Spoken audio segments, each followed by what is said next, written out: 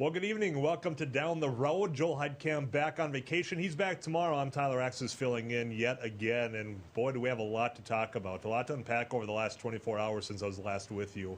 We had a speech by the president, and now that we've been able to digest exactly what that means, we've seen more come out of Afghanistan. The entire world is watching as this withdrawal of U.S. troops and ambassadors and those allies that helped us is underway. And by all accounts, not going as smoothly as what we had hoped and what we had planned. There's a lot of questions as to how that came to be, the history of it, what it means going forward. And when I think about all the questions and I think about who I could ask to answer some of those, there's one person that comes to mind. His name is Dr. Thomas Ambrosio, political science instructor up at NDSU right here in Fargo. Dr. Ambrosio, I always appreciate your time. How are you doing? Good. Glad to be here. There's a lot going on. There is a lot going on. And I mean, full disclosure, I took a lot of international political classes from you, so that's why you're my go-to source, because you're able to explain it in a way to me like I'm 5 years old, and with how complicated this situation is, Sure. I think a lot of us need that. Before we get started, because I had a lot of questions of the withdrawal, how we got here, and I was going to lay out my understanding, but as I said yesterday, the President of the United States did some of that in a national address, that was, I don't want to say it was forced upon him, but there was a lot of calls saying, hey, where's the president at as this is unfolding? Let's take a listen to his explanation as to how this withdrawal came to be. When I came into office, I inherited a deal that President Trump negotiated with the Taliban. Under his agreement, U.S. forces would be out of Afghanistan by May 1, 2021, just a little over 3 months after I took office. U.S. forces had already drawn down during the Trump administration from roughly 15,500 American forces to 2,500 troops in country. And the Taliban was at its strongest militarily since 2001. The choice I had to make as your president was either to follow through on that agreement or be prepared to go back to fighting the Taliban in the middle of the spring fighting season. There would have been no ceasefire after May 1. There was no agreement protecting our forces after May 1. There was no status quo of stability without American casualties after May 1. There was only a cold reality of either following through on the agreement to withdraw our forces or escalating the conflict and sending thousands more American troops back into combat in Afghanistan, lurching into the third decade of conflict. I stand squarely behind my decision. After 20 years, I've learned the hard way that there was never a good time to withdraw U.S. forces. Dr. Ambrosio, I'm curious, the way the president laid it out yesterday, that this seemed to be an either or. Either we withdraw and uphold the agreement made by the previous administration under Donald Trump and Secretary Pompeo, or we had to escalate. I'm curious your thoughts. Do you view it that same way? I do. There was really no other choice. President Obama understood that the war could not be, there was no success here. We're talking about a generation-long struggle in which there was actually not just a lack of success, but continued failure. The Taliban had gotten stronger over time, and the war was lost well over a decade ago. So Trump put in motion, or Obama did not do it. Trump put in motion we were going to withdraw. And then Biden, I think, recognized that as well. Maybe it was a faster timetable than he wanted, but the result ultimately would have been the same. The Taliban were going to take over this country. Nothing we could do was going to change that unless we were willing to be there for now on.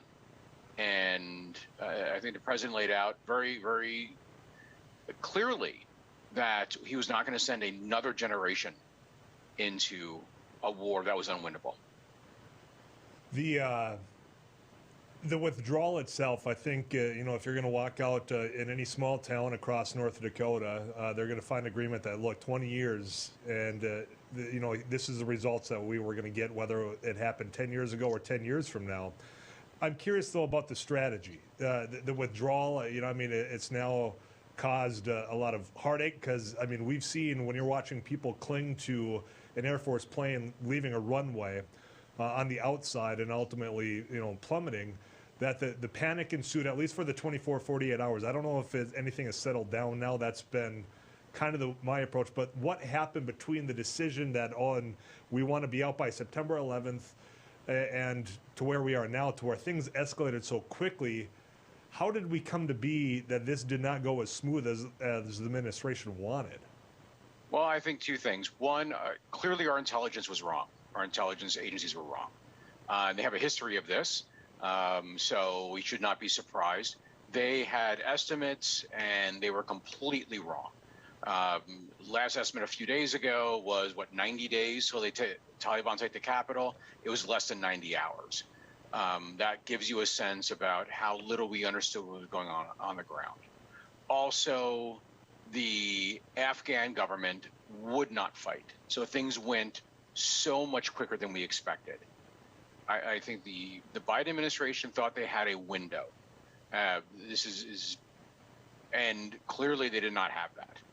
And the military collapsed far quicker than I think anyone expected. And this is what you see. Well, and you're getting to a point that I wanted to get to as well in a little bit here. And when it comes to more of the speech from President Biden, he laid out there, and we're going to play a clip here in just a moment he did ultimately say the buck stops with him, but that wasn't until after some of the finger pointing was done. Exactly what you had just mentioned. You had the Afghan government, they vacated very quickly, and then you had the military, for whatever reason, not willing to fight for their own way of life, or whatever we were trying to help them drive to and direct them as far as a form of government. I'm curious if you have any thoughts on why. We spent 20 years, we spent over $80 billion training, equipping an Afghan force to defend themselves, or at least what we thought they wanted to have defense of. And then ultimately, as you mentioned, just hours within our withdrawal, they didn't even take up arms. What's the reasoning, do you think? I think that we look at the world through our lens, which is militaries that are well-trained, willing to fight. And we have to understand that the rest of the world doesn't necessarily do that. And I'm sure a lot of Afghan soldiers took their weapons and just left, went home to protect their families at the local level. Sometimes also I think that there is a sense of dependence that's created. And when we were out, they had no ability to defend themselves, because ultimately their ability was based upon us being there. I would also argue that there's incredible corruption within the Afghan military, and we had like phantom units where commanders were getting paid for people on their payroll, and they simply did not exist. So incredible corruption, and we fed that. And the question is going to be raised. A lot of finger pointing is going to happen. A lot of Monday morning quarterbacking. But in my view, we did not lose Afghanistan because to say that's wrong, because ultimately it wasn't ours to win. And it wasn't even ours to have. And there was no real chance of success, at least in my view. Again, unless we were going to stay there forever.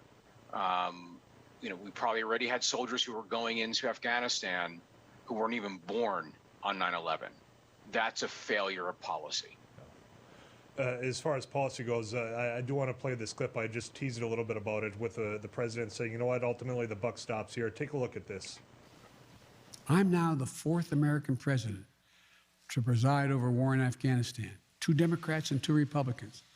I will not pass this responsibility on to a 5th president. I will not mislead the American people by claiming that just a little more time in Afghanistan will make all the difference. Nor will I shrink from my share of responsibility for where we are today. and how we must move forward from here. I am President of the United States of America, and the buck stops with me. I'm curious because with policy comes politics, Doctor, and there's been some pushback over the last 48 hours, seemingly from both sides of the political aisle. Does this hamper, in your opinion, this administration's ability to do other agenda items because of now the global focus on Afghanistan?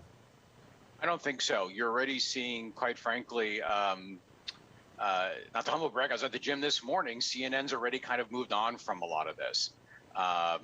Fox News will use it as a bludgeon. Not surprising. CNN's going to move on. I think that this will be, quite frankly, a blip, at least in terms of domestic policy. And within a week, it won't even really be part of the domestic political sphere unless something dramatic happens. So. And then before we take a quick pause here and get these viewers some more messages, you mentioned that it's kind of ebbed and flowed now. It's kind of settled down. Is that kind of your impression as far as on the ground over there? I mean, there was that panic that I got to get to Kabul's airport or they're going to leave me behind. I think we've resumed evacuations. Have things settled down that you are aware of? From what I can see, yes. The Taliban have consolidated their control over the capital. They now actually control probably more of Afghanistan than they did when we went in 2001, which tells you something. I think things are going. A new normal will very quickly settle in. Will it be good for the Afghan people? It's undoubtedly no, but this is the reality that the Afghans have to face and that we have to face.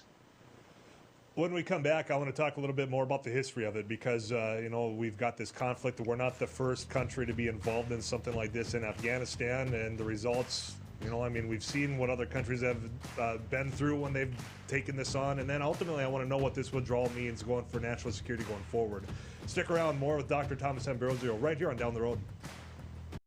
Howdy folks, it's a Canline Cafe. I reckon it's time you're due for a hearty meal. So saddle up for the day with one of our hay-bossing breakfast homemade soups. Fill your grill at a salad bar, sink your teeth into our famous Canline burger and barbecue ribs.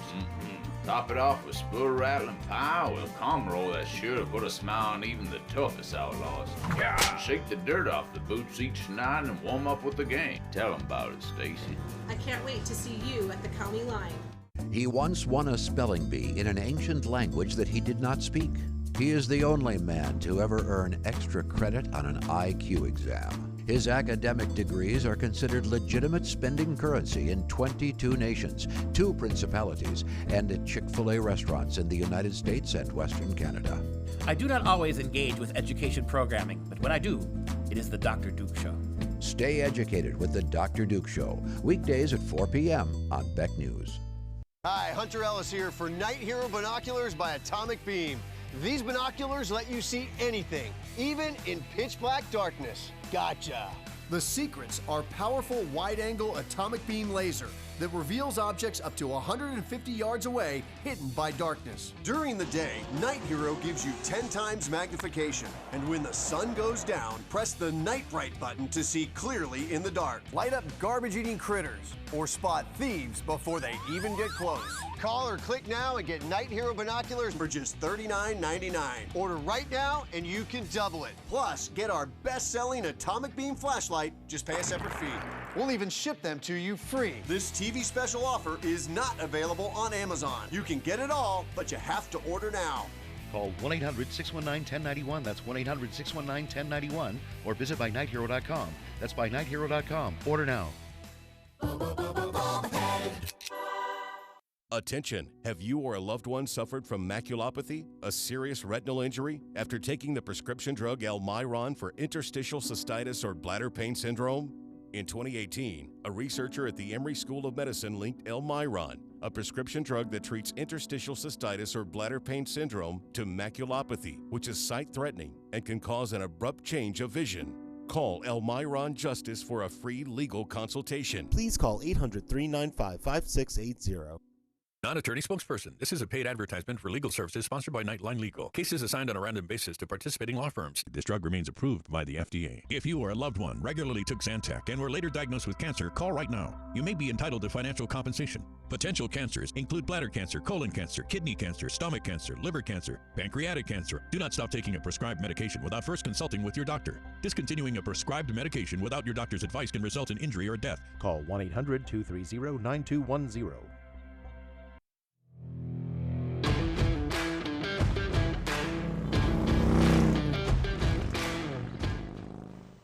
Welcome back to Down the Road here on Beck TV. I'm Tyler Axness filling in for Joel Heitkamp. He'll be back in the chair tomorrow to take you further on down the road, but I'm joined by Dr. Thomas Ambrosio. We're discussing the withdrawal from Afghanistan. You had President Joe Biden address the nation yesterday about the status update, that things he admitted escalated a lot more quickly than what the administration had thought. There is now a debate going on internally between departments as to who may have been wrong. Was it the State Department? Was it the Department of Defense?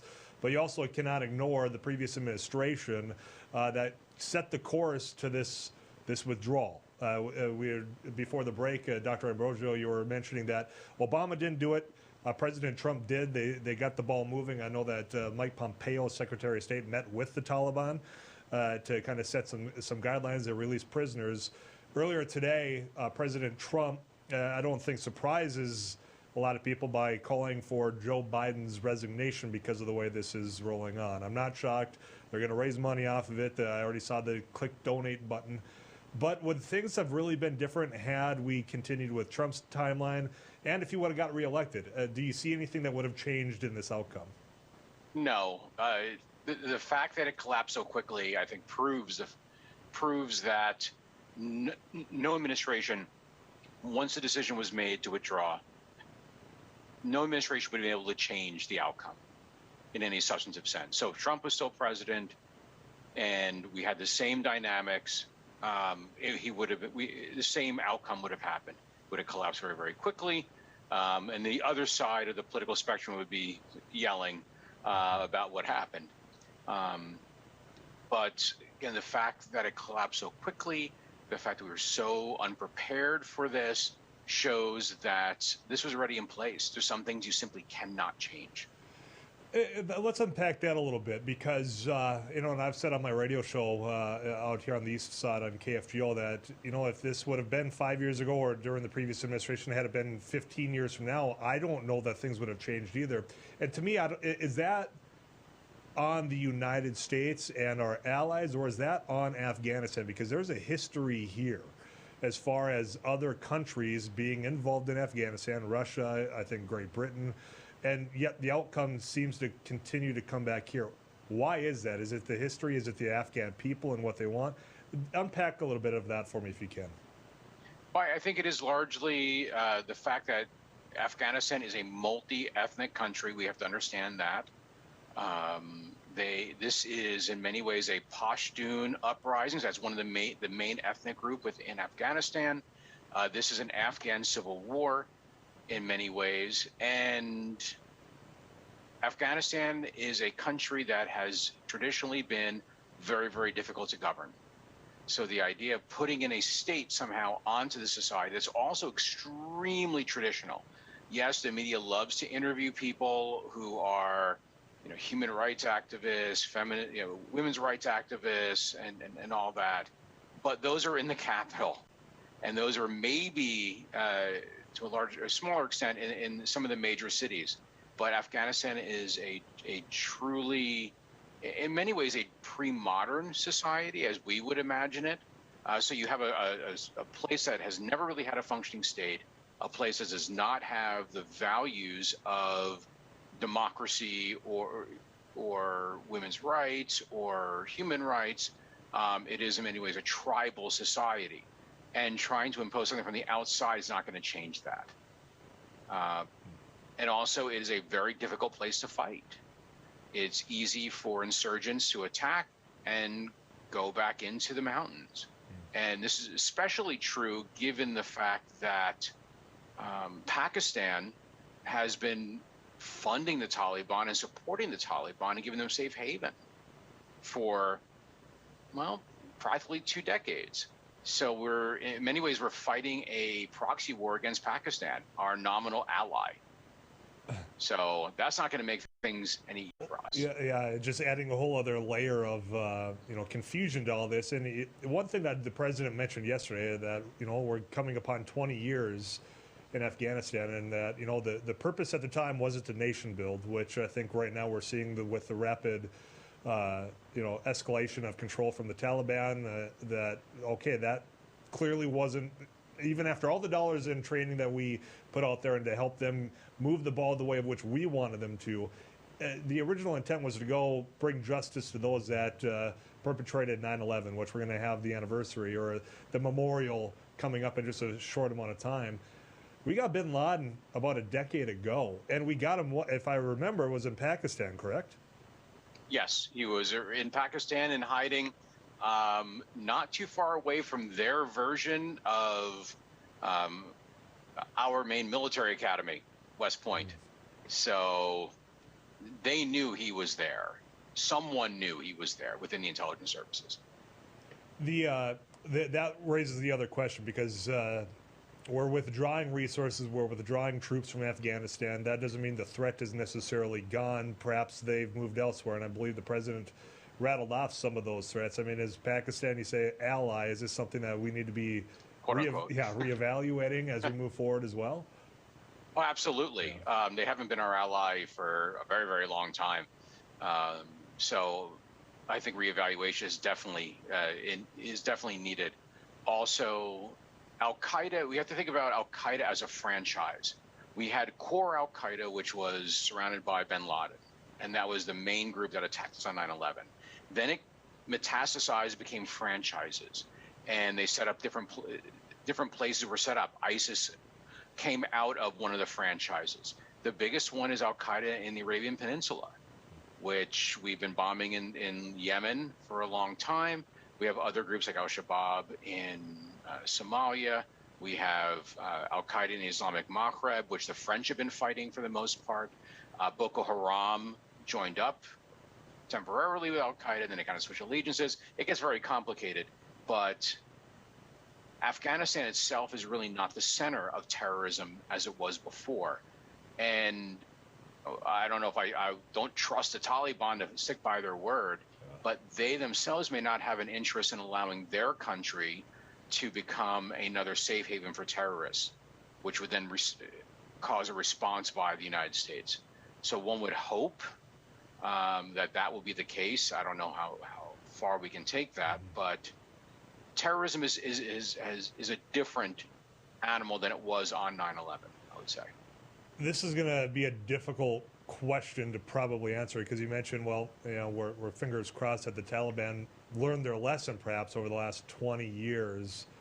And if that's the case and Afghanistan does not become a safe haven for terrorism activity, does that kind of mean that this last 20 years was a policy success, as far as if our intent was to go in and root out terrorism through Al-Qaeda, get at bin Laden, and if that is the case in Afghanistan and the Taliban do live up to their word, I mean, could that be considered a success of United States foreign policy? It is possible. We could see it that way. In fact, one of the spokesmen for the Taliban came out and said, it said themselves that we are a different organization than we were 20 years ago. We're far more mature and going to take a different view of the world. If that's the case, then maybe it was successful at some level, but I think at a macro level, at the highest level, what our goals were on the one hand and the outcome were really incompatible, and we should have seen it, and we didn't, partly because presidents didn't want it to happen this way on their watch, and our intelligence services and our military didn't want this to happen on their watch. And to that point, in just a little bit of time before we take another pause, because I do want to ask what this policy means, this withdrawal for national security, and what China might be seeing as far as what Taiwan and other countries. It sounds as though this was going to be inevitable. Why do you think Joe Biden, you mentioned before, I do believe that Joe Biden's been pretty consistent, even when he was vice president. I mean, is it just he was the right person at the right time? I don't know how to ask this question. That ultimately he said no more. We're not putting this onto the next administration. Just quickly your thoughts on that. Well, Trump put it in motion. He realized that the war was truly unwinnable. And he set in motion a series of events where President Biden would either, as he actually said and correctly said, he would either have to escalate and go back to full-scale conflict with the Taliban or get out completely. And in some ways, President Trump forced President Biden's hand. But I believe that President Biden is sincere when he says that he believed the war was unwinnable.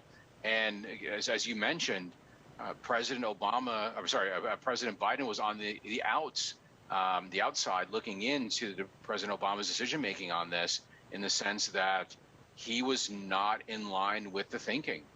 Back when President Obama had his mini surge, he was the odd man out in that debate. So I think he truly believed this. Okay. I got more questions for you. You got more time, because this is unfolding, but that also sends a signal to other countries. I'm curious to get your thoughts on that when we come back right here on Down the Road. Great. From Lambeau Field to your living room. Catch all the Green Bay Packers preseason games exclusively on Beck Sports. Available on KRDK, KNDB, or KNDN TV. The Pack take on the Houston Texans August 14th. Followed by the New York Jets, August 21st, and end off the preseason with the Buffalo Bills, August 28th. Check Beck.Sports to find more scheduling and local channel information.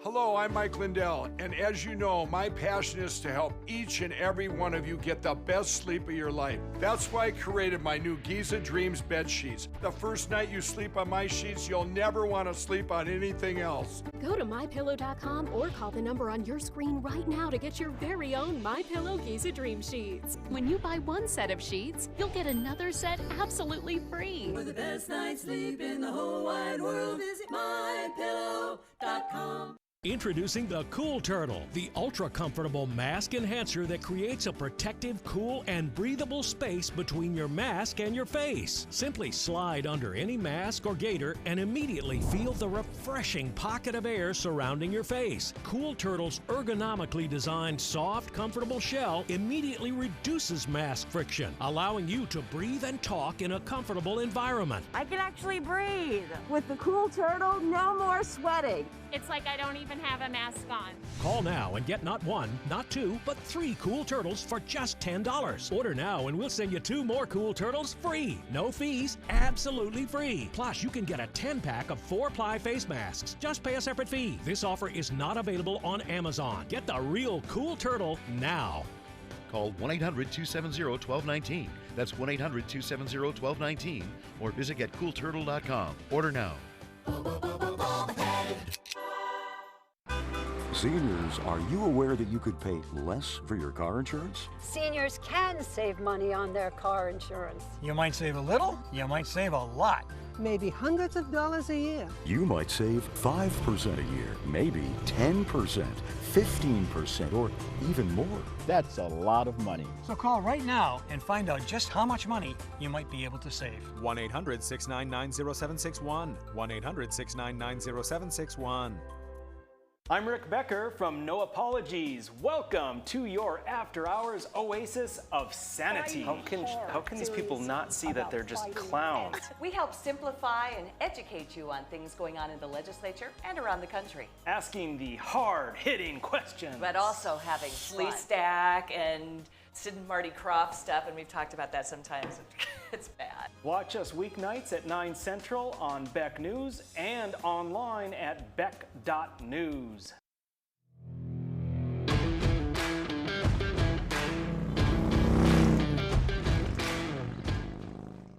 Thanks for hanging on here to Down the Road. I'm Tyler Axness filling in. Joel Heitkamp back tomorrow here on Beck TV, and we're joined by Dr. Thomas Ambrosio unpacking the withdrawal, the status, but quite frankly, you know what, this is just the beginning as far as what other countries are witnessing here.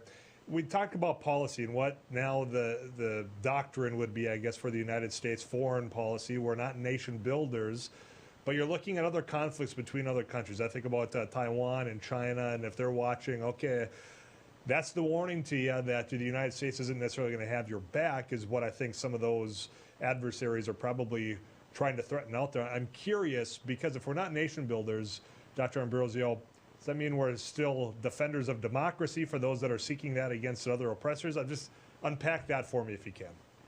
Right. I mean, one of the biggest kind of boogeymen that people, those who want more intervention or to stay in forever, will always argue that credibility is the most important thing. And it's, as Yogi Berra once said, it's like deja vu all over again. The same argument that was made about Vietnam, that if we withdraw from Vietnam, our credibility is going to be ruined and the Soviets will simply walk over us. The same argument is being made right now, that China is going to see this and they're going to be more likely to invade Taiwan, knowing that the U.S. will not defend Taiwan. Or the Taiwanese themselves will realize, oh dear, we can't rely on the United States. I think there's a modicum of truth to that, but I also would argue that it's overblown. Every case is case specific. And yes, you're already seeing within Chinese state-controlled media, making the comparisons to Afghanistan and Taiwan, but they really are different. And a clear-eyed view of this, which I think that many of our potential adversaries would have, would be one in which there was a realization that Afghanistan was unwinnable, and therefore we cut our losses and left. That does not necessarily mean the other cases will fit in that same bucket. So Taiwan is different than Afghanistan, in particular, given the fact that East Asia is really where, in geopolitical terms, the action is at. This is the future, is East Asia. And President Obama, President Trump, President Clinton, President Biden have all said the same thing, that the future is in East Asia and not in Afghanistan. And we're starting to shift that way anyway. So will this make it more likely that China will invade Taiwan? You can make that credibility argument, but I don't see it translating or traveling from one case to the other automatically. Well, and that's why I think it was appropriate to lay out the history of what's gone on in Afghanistan to highlight that, look, there has been a pattern here, and that does not translate all around the world as far as what those people are willing to do for themselves. And, that willingness, I think, is an underlying score of what they want to do, because you cannot force somebody to fight for themselves if they do not want to. And I think that might be a different scenario here. As far as Afghanistan, before I let you go, and I do appreciate so much of your time today because there's a lot to unpack. The Taliban now control Afghanistan more than what you had said they did before 2011 when we had a presence there. What did they control? I mean, Afghanistan 20 years ago is vastly different than what it is today. I mean, have they inherited a failed state? Is that what they now control? What does that mean going forward? Just what do they have now 20 years later? What they have now is a dominant position within Afghan society. We'll have to see whether or not they're able to control it. And when we say control, it's not like the United States, has control over its territory and can enforce its will. Things are very different in a non-modern state like Afghanistan. So we may see a civil war develop within Afghanistan. Between different factions, in particular different ethnic groups in the north, amongst the Shiites in central and western Afghanistan, going up against the Taliban. When I say they control Afghanistan, it's not like the United States, a coherent, institutionalized state. They'll have loose control, but in many cases they'll be able to impose their will upon society. Now, society has changed. Women have been working, there's been equal rights, you have modern, the internet and things of that nature, but how long that can last is anyone's guess. The Taliban will do whatever they can to maybe stamp that out, but again, they may take a more or a gentler touch to this than they did in the harsh days of the late 1990s. I'm going to bring it back home. Okay, I got one more question. Domestically here, you know, the Trump administration, and he campaigned as far as we no longer should be the policeman of the world. I think this, he set the ball in motion to get where we are. Ultimately, this was inevitable with Afghanistan. But in relation to just domestically, are Americans to that point to where, you know what, we do not need to have a presence in all of these places. Let's be more smart. Let's focus on counterterrorism. Have we shifted to that mentality instead of, all right, we've got to have a presence in A, B, or C? I think we have shifted. You see opinion polls saying that. And what's ironic is that the foreign policy establishment from the left and the right, the liberal interventionists on the left, the neocons on the right, they have been behind the curve of American public opinion.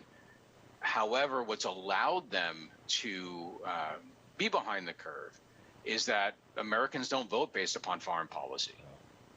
And there's no real cost, especially for members of Congress, to have contrary political views to their constituents based upon foreign policy. Americans simply don't care that much about it. And I would argue as an international relations professor, they should, because it does impact us here at home. But people vote their pocketbooks, and domestic situations matter more. So you can have this disconnect. Well, and I think that's proven out when you see some of those attack ads over the last few election cycles of who did vote for and who voted against the war in Iraq, who's claimed that they were in support of that. And I think you're right that we should be paying more attention to what is going on internationally, because even now, when you talk about this withdrawal and you talk about the evacuation, the debate domestically that I see already taking place is how many refugees from Afghanistan should we allow into the United States? That's where people are paying attention, is what impacts us right here at home, Doctor. Absolutely. And you have, not only are the effects tend to be more diffuse in terms of what happens within the United States, but also some of these issues are so complex that Americans simply can't understand them. They can understand what's going on domestically. They can understand situations like COVID. They can understand what's going on economically. But foreign policy, there's so many layers to this. There's so many interconnections. That's the reason why I love it. But it's harder to understand, so people tend to block that out. Doctor, I'm out of time, but I appreciate every minute you've given us, because, you know what, I have a better understanding, and I hope the viewers do as well. You take care. We'll talk again soon, okay? Thank you. Thank you. Take care. Dr. Thomas Ambrosio, NDSU Political Science Professor. There's still so much more. It's a complex world out there, but I have a better understanding. I hope you do as well. Let's bring it back home here. There's smoke and haze in the air. What's that mean? Daryl Ritchison will tell us next. Hello, I'm Mike Lindell, and as you know, my passion is to help each and every one of you get the best sleep of your life. That's why I created my new Giza Dreams bed sheets. I started by using the world's best cotton called Giza. It's only grown in a region between the Sahara Desert, the Mediterranean Sea, and the Nile River. It's ultra soft and breathable, but extremely durable. My Giza sheets also include full 21-inch wide pillowcases that will fit over any pillow, and deep pocket sheets that will fit over any mattress. The first night you sleep on my sheets, you'll never want to sleep on anything else. Go to MyPillow.com or call the number on your screen right now to get your very own MyPillow Giza Dream Sheets. Giza Dream Sheets are available in a variety of colors. Use your promo code, and for a limited time, when you buy one set of sheets, you'll get another set absolutely free. For the best night's sleep in the whole wide world, visit MyPillow.com. Non-attorney spokesperson. This is a paid advertisement for legal services sponsored by Nightline Legal. Cases assigned on a random basis to participating law firms. This drug remains approved by the FDA. If you or a loved one regularly took Zantac and were later diagnosed with cancer, call right now. You may be entitled to financial compensation. Potential cancers include bladder cancer, colon cancer, kidney cancer, stomach cancer, liver cancer, pancreatic cancer. Do not stop taking a prescribed medication without first consulting with your doctor. Discontinuing a prescribed medication without your doctor's advice can result in injury or death. Call 1-800-230-9210. Seniors, are you aware that you could pay less for your car insurance? Seniors can save money on their car insurance. You might save a little, you might save a lot. maybe hundreds of dollars a year. You might save 5% a year, maybe 10%, 15%, or even more. That's a lot of money. So call right now and find out just how much money you might be able to save. 1-800-699-0761. 1-800-699-0761. Hi, it's me, Anthony Sullivan. And yes, you've actually caught me at home relaxing because life's been pretty worry-free since I got coverage with American Residential Warranty. You won't believe what ARW covers. Heating and air conditioning, washers and dryers, kitchen appliances, plumbing, water heaters, electrical systems, flat screens and laptops, even pools and spas, and so much more. Call American Residential Warranty. They'll get you covered. 1-800-219-1467. Go for Launch 2018 series winner. Without further ado, it is my honors. Reginae. The winning team is the Flumen River Excellence. Oh my God! They won!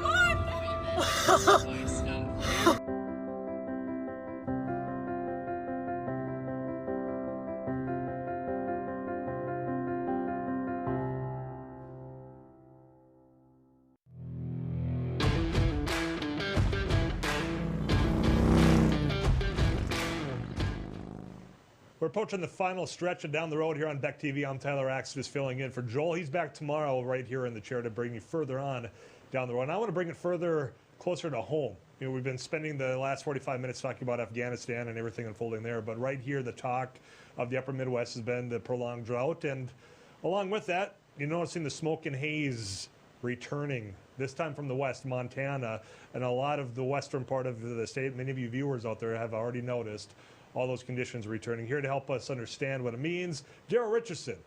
You've heard him before right here on Beck TV, and I'm glad to have him back. Daryl, thanks for taking some time. How you doing? Oh, I'm doing very well. Good to be on.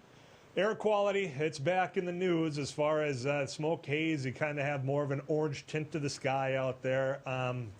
We know about the impacts, I guess, of the quality when it comes to individuals breathing that. I'm curious, this might be the most naive question you've been ever asked, but I'll be the one to do it for you. Does it have other impacts aside from just on humans, pets, cattle, ranch, all that? Because I'm looking at some of the crops out there and it's been very dry. Does this at all correlate with each other? It's for crops, it's more really a matter of a cloudy day. Think of it that way. It lowers solar radiation. It cools the temperature down. Yesterday, some of our end-on stations got to 102, 103, 104. It probably would have gotten to 104, 105, 106 if it wasn't for the smoke. And some parts of the state kind of stayed in the upper 80s to near 90 degrees where they would have been in the mid 90s, for instance. So you really think of it as clouds and that impact, because it doesn't, the smoke and the air quality doesn't impact those types of things as much as it does living beings like humans and animals and such. You've been following this for a very long time, long career in this business. Have you remembered a spring, summer that has been as smoke-filled as this? I mean, we're thinking about, you know, the fire season, wildfire season, and it's been underway, it seems, for quite some time, Daryl. This season has been worse, but we had a lot of smoke problems back in 2017, which was really the last widespread dry year.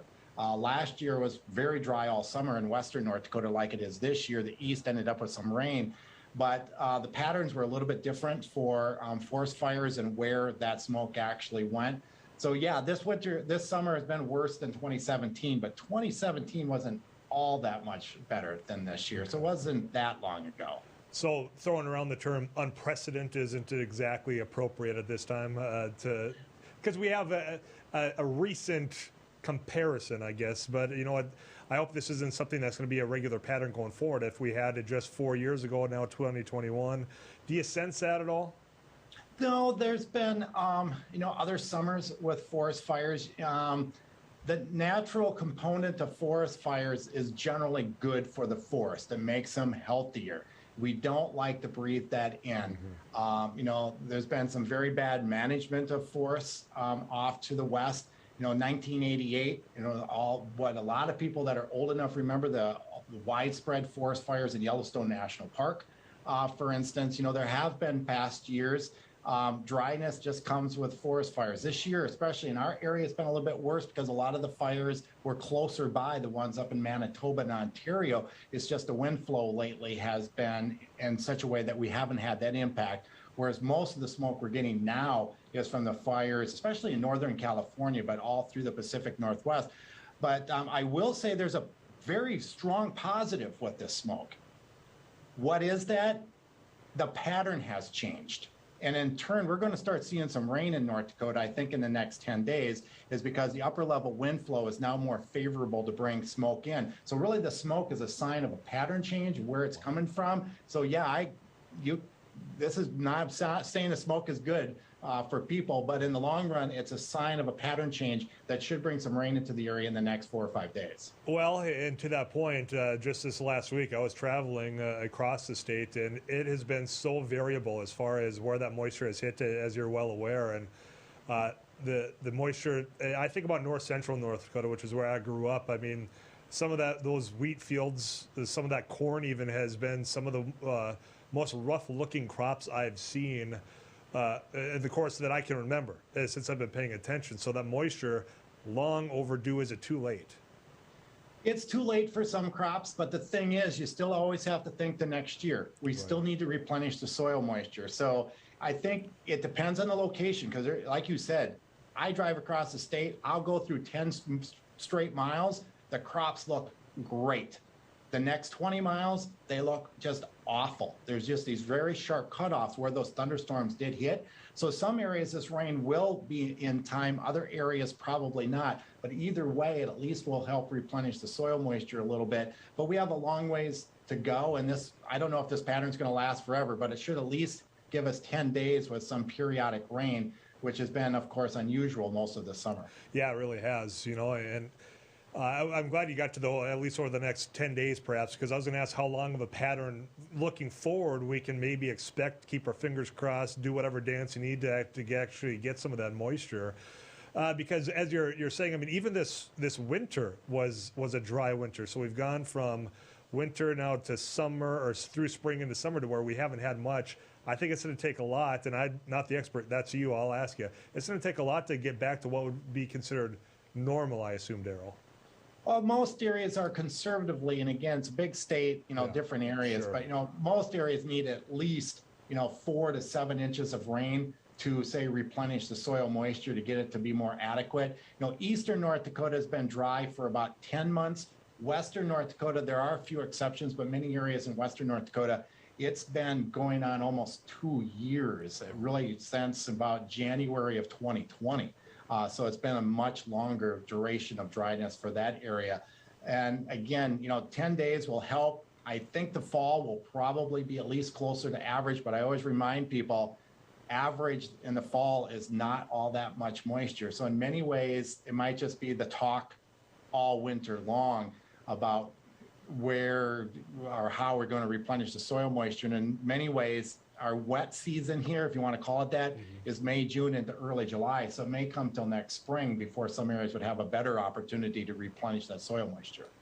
Daryl, I know you're with the North Dakota Ag Weather Network, and this question might be beyond the realm, and if it is, feel free to just let me know. Because of how dry the soil is, let's say we get a lot of snow and moisture, does that dry soil help with the freeze? Does it make it worse or easier? Because we just think about how much moisture that soil can contain throughout the winter. I'm just curious. I don't even know if that's the appropriate question to ask, but just your thoughts on that if you can. No, it's actually a very relevant question, and I think a lot of people have asked me that already. Dry soils are you're going to get a deeper snow depth. A frost depth, I'm sorry. Okay. But it will depend, of course, on how much snow cover we have. But if we have, say, 3, 4, 5, 6 inches on the ground, which is pretty common in western North Dakota, which isn't very much snowpack, we will have a deeper frost depth this winter, which means in the spring, there's more opportunity for what snow melts in the spring to actually run off and not soak into the soil. So it's kind of a catch-22 on that. But it will be highly determined by, especially an early snowpack, would be a good thing that will keep the soil insulated a little bit, and then give a little bit more opportunity for that snow to actually get absorbed into the soil come next spring. Lots of variables to be hopeful for, consider as we go forward. Daryl, I appreciate your time today. Very informative as always. We'll talk again soon, all right? Sounds good. Thanks for having me on. Thank you, Daryl Ritchison there. I mean, you've noticed it, you've lived with it, you could probably have complained about it as I have as far as how dry it is, but also that smoke and haze out there. And we heard, and my educational point, that's kind of a benefit as far as perhaps a pattern change, at least for the next few days. When we come back, I got some thoughts I want to wrap up about what we can expect going forward here in North Dakota, Minnesota, when it comes to a variety of things. More down the road right after this. Do you worry about going to the dentist? After all, a visit to the dentist can easily cost $2,000 or more. Well, relax. The Carefree Dental Card is now available in your area. Call now and we'll send your actual card at no cost today. With the Carefree Dental Card, you go to the dentist whenever you need and you instantly pay a lot less. Activate your card and you can start using it immediately. From exams and cleanings to more expensive procedures like crowns, dentures, even braces, they're all included with the Carefree Dental Card. Say you go to the dentist today without any card and your bill is, well, ouch. Wait a minute, let's try that again. You go to the dentist today and show your Carefree Dental Card, you save $525. The Carefree Dental Card is just $15.95 a month, so call now and make going to the dentist carefree. Call 1-800-416-5739 to receive your Carefree Dental Card information kit. 1-800-416-5739. Call now. I can't say enough good things about these nano hearing aids. Real people talking about nano hearing aids. The hearing quality is great. Until now, hearing aids used to be too expensive for the average person. Until nano. Call now and you'll get your nano hearing aids for only $297. You'll save $100. When you buy one hearing aid, Nano will give you a second hearing aid free. Call right now. 1-800-213-3815. Spas, etc. Yeah. You've come to know and trust us for over 18 years with the largest selection and showroom in Western North Dakota for our beautiful Sundance spas. Plus, you can pick out your next home experience with our selection of pool tables, shuffleboards, and fun accessories. Spas, etc. Your relaxation destination on Main and Bismarck. Hello, I'm Mike Lindell, inventor of MyPillow. Thanks to your support, you've helped make MyPillow become one of the fastest growing companies in America. Over the last 12 years, you've helped MyPillow create thousands of jobs right here in the USA. When I got MyPillow, I'm asleep almost immediately. I stay asleep at night and I wake up more well-rested in the morning. That's why I invented MyPillow. My patented fill adjusts to your exact individual needs and helps keep your neck supported and aligned. I'm interrupting this commercial right now. Retailers have canceled MyPillow, and to thank you for your support, I'm gonna pass the savings directly on to you. For example, you get my 6-piece towel sets, regular $109.99, now only $44.98, or MyPillow dog beds for as low as $19.99 with your promo code. For the best night's sleep in the whole wide world, visit mypillow.com.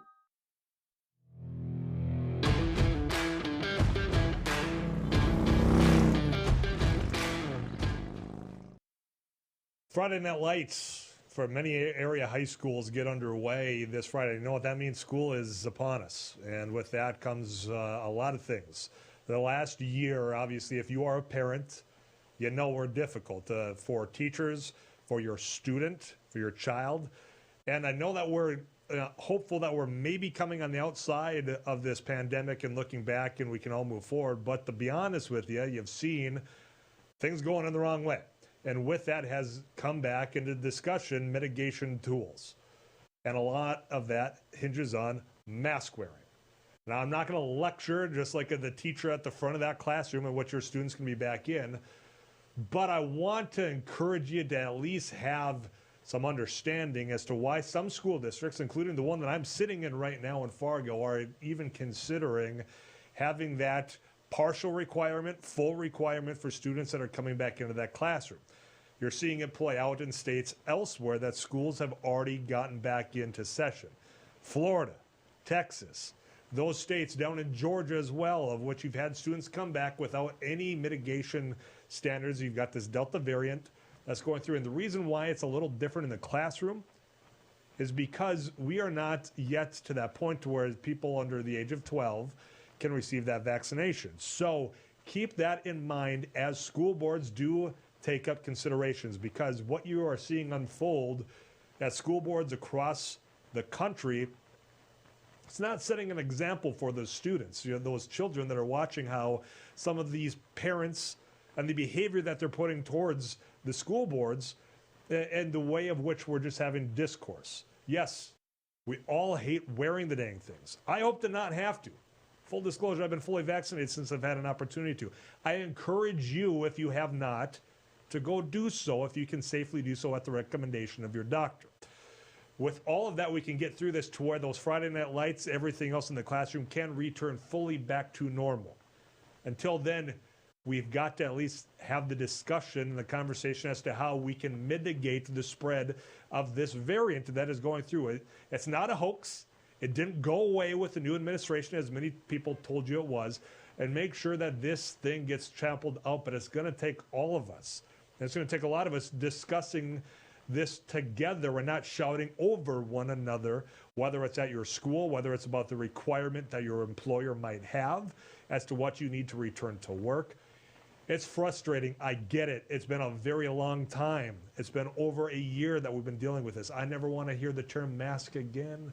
I don't want to hear COVID-19, but we're not there yet, folks.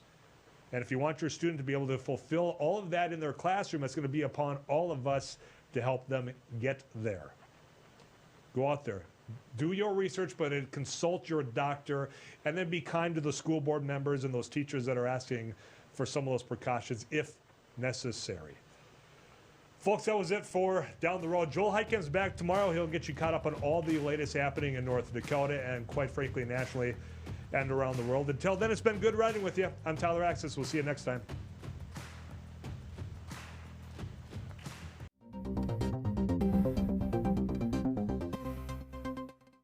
Hello, I'm Mike Lindell, and as you know, my passion is to help each and every one of you get the best sleep of your life. That's why I created my new Giza Dreams bed sheets. I started by using the world's best cotton called Giza. It's only grown in a region between the Sahara Desert, the Mediterranean Sea, and the Nile River.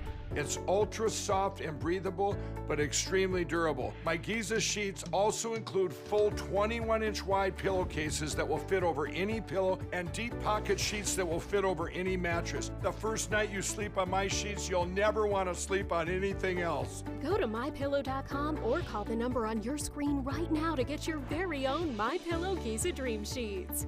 Giza Dream Sheets are available in a variety of colors. Use your promo code, and for a limited time, when you buy one set of sheets, you'll get another set absolutely free. For the best night's sleep in the whole wide world, visit MyPillow.com.